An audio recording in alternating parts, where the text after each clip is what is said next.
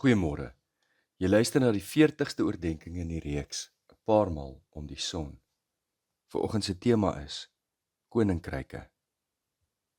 Gisteroggend het ons saam gedink na Markus se merkwaardige voorstelling van die Christelike lewe, naamlik dat dit begin by Galilea, waar ons Jesus begin volg, waar hy God en God se koninkryk bekend maak deur prediking en wonderwerke.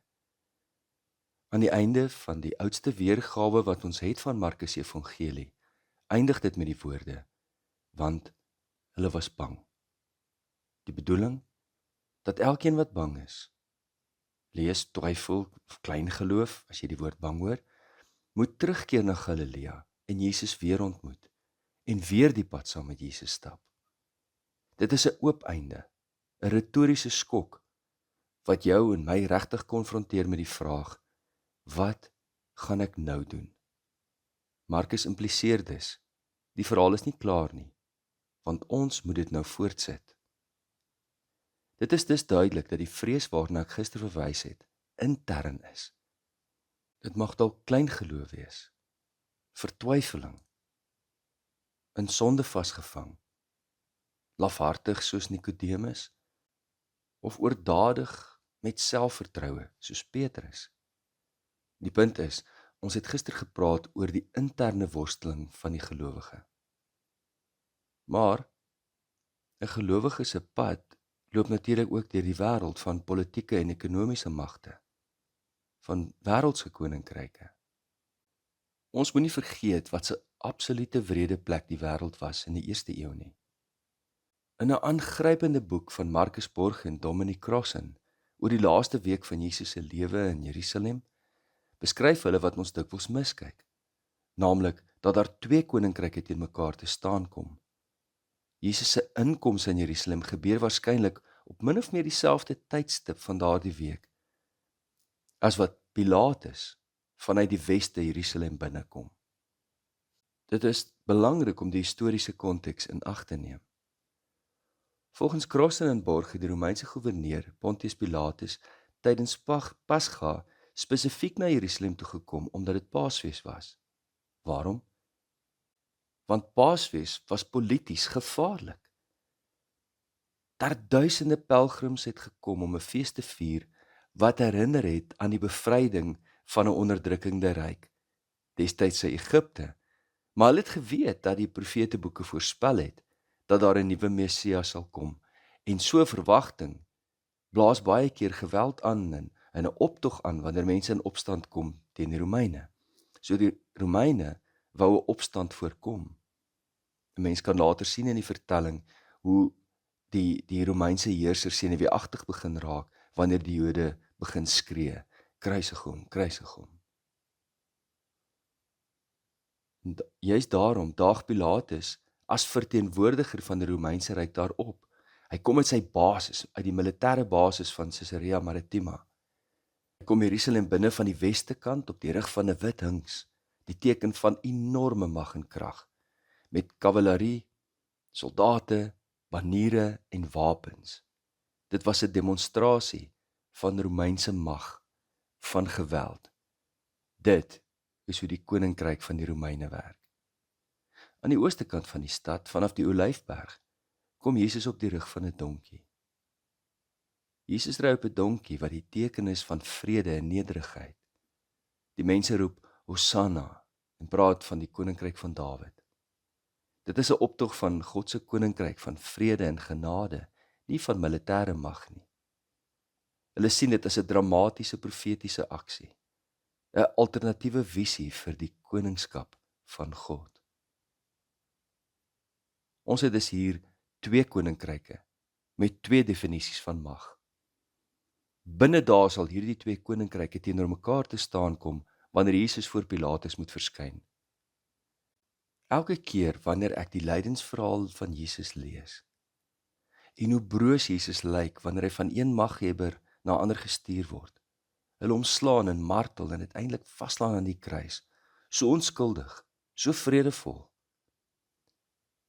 dan beer daar binne my die wens dat God maar liewer 'n magdom engele uit die hemele moet stuur om die klomp maniakke met hulle te kom afreken. In sulke tye sukkel ek regtig om die koninkryk van God te verstaan. Hoekom wil God nie ook maar soms geweld gebruik nie, soos van die verhale in die Ou Testament? Maar wanneer die koninkryk van God in Jesus kom dit in 'n ander gedaante. Dit lyk of dit nie kan werk nie. In teorie klink 'n koninkryk van vrede goed, maar in praktyk lyk dit onprakties. Maar dan kyk ek na die koninkryke van hierdie aarde om my heen. Ek dog ons is nog besig om die een oorlog te probeer stop, toe breek 'n volgende een uit. Ek probeer sin maak daaruit deur analiste se interpretasies daarvan en hoe hulle die aanvalle regverdig en ander dit veroordeel.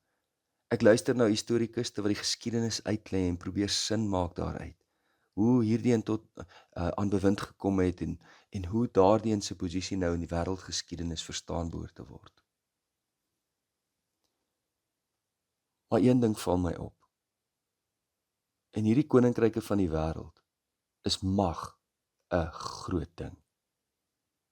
Ek bedoel, militêre mag, die vertoon daarvan is groot. Dit is die kenteken van aardse koninkryke. Ek sien hoe aardse koninkryke militêre mag opbou en infrastruktuur om oorloë te maak. En binne sekondes word dit vernietig. Ek kyk na van hierdie rolspelers in die wêreld en jy dink alles wat hulle hele lewe aan gebou het om boosheid uit te dink, is in 'n oomblik vernietig. En ek dink, wat 'n absolute futiele lewensdoel. Dat alles wat jy jou lewe lank gebou het, in 'n oomblik uitgevee kan word. Maar tegelykertyd verduidelik analiste hoe belangrik dit is vir almal om kernwapens te hê. Want kernwapens, wat die planeet in 'n oomblik kan verwoes, dien as afskrikmiddel om die geweld van een nasie teen 'n ander te keer. Ek dink jy moet my hart vanmôre hoor. Ek probeer regtig kant kies in hierdie oorlog. Ek probeer hierdie party beter verstaan as daardie party. Ek weet waar my lojaliteit te behoort te lê of in verwagting moet lê. Maar moet ek regtig kies tussen hierdie aardse koninkryke wat almal die spel van mag speel? 'n Mens sal seker kategories onderskeid kan maak teen onderdrukkende regimes en demokrasieë. Maar een ding is seker, as ek daardie leiers oor praat, oor die hele spektrum heen, dan is ek daarom bly, dit is nie hoe Jesus gepraat het nie. Werklik, ek wil nie kies tussen hierdie wêreldse koninkryke nie. Want hoe meer ek na hulle kyk, hoe duideliker sien ek hoe onsaglik anders die koninkryk van God is, wat Jesus verkondig het. Dan weet ek, hierdie koninkryke werk nie.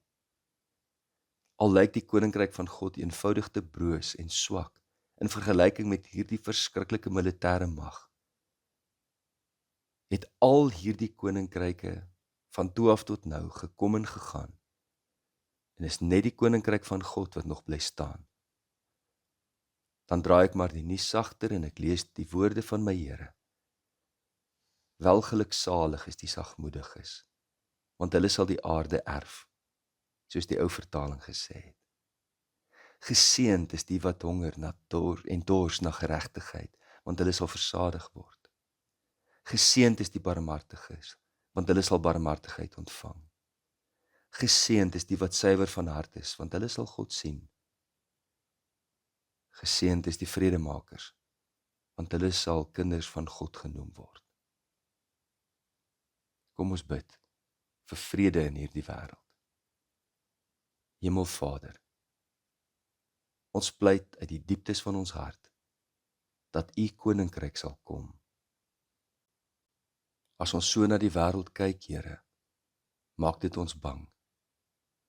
En daarom gaan ons terug na Galilea en stap weer die pad saam met ons Here Jesus Christus, om weer te hoor hoe U koninkryk is.